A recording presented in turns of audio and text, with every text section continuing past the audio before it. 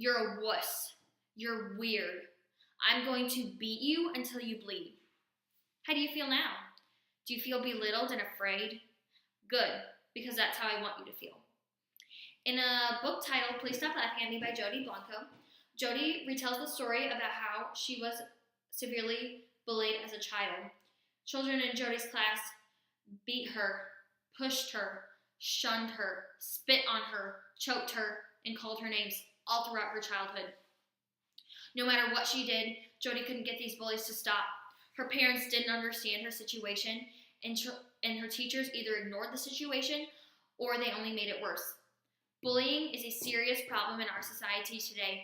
It can cause both physical and emotional harm that can both be stopped and prevented if we only take the time to educate ourselves. First, I will tell you what, as a witness to bullying, what you can do to help stop the situation. Next, I will tell you what parents can do to educate their child on what to do in these situations. And finally, I will tell you what teachers can also do to help prevent these types of situations in the school environment. From reading this book, one thing I've learned is that the person physically doing the bullying is not the only bully. Jody tells a story about how she was a child at her bus stop, and boys in her class pushed her to the ground and threw rocks at her until she bled. The next day, 2 little girls that were also at her bus stop tried to tell her that they were sorry and that it wasn't their fault because they didn't actually throw the rocks at her.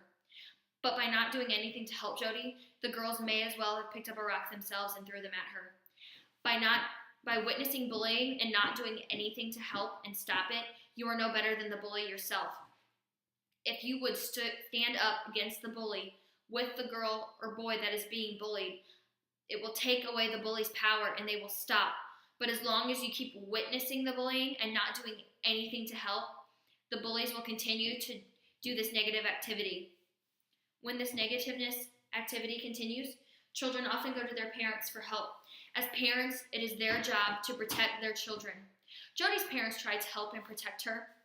They encouraged her to continue to be herself, to not let the bullies get the best of her, and to turn the other cheek.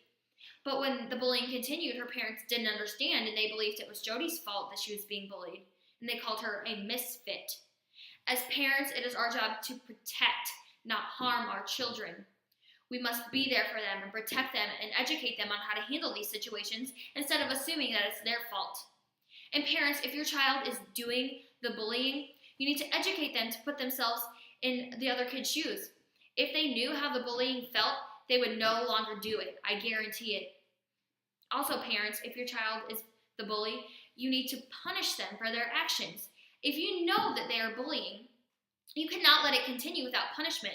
If you do not punish them for their actions, they will begin to think that bullying is okay when it is not. We have to teach our children that bullying is wrong. Not only do parents have the responsibility of teaching their children that bullying is wrong, but teachers also have this responsibility. Teachers need to learn and be aware of when a child is being bullied and actually help them in this situation. Throughout her 6th grade year, Jody was bullied. Both of her teachers knew it too, but neither one of them did anything to help her or did anything to stop the situation. By not doing anything, the teachers were sending a message to the bullies that this type of activity was okay to do. Teachers, you cannot let this type of bullying continue. If we let this continue, they will continue to think it is okay. I know you want your students to work out their problems with their peers on their own, but when it comes to a point where a child is being beaten, you must intervene. The bullies have to be punished. Bullying in any form has to be stopped. Bullies have to be taught that what they're doing is wrong, and they need to be punished for their actions. Bullying is a problem in our lives today. It may not be as severe as Jody's, but any form of bullying needs to be stopped, and any form of bullying can be prevented if we educate ourselves. I hope these bits you've heard from Jody's story will inspire you to take action against the bullies in your lives today. We cannot let kids continue to fear for their own lives, and we can also not let them continue to be afraid to go to their teachers or parents for help for fear of making the situation worse. We have to all take action against bullying. We cannot let this continue. So the next time you think about bullying somebody, calling somebody a name, making fun of them for what they wear, I encourage you to put yourself in their shoes, and hopefully it will change your mind about bullying.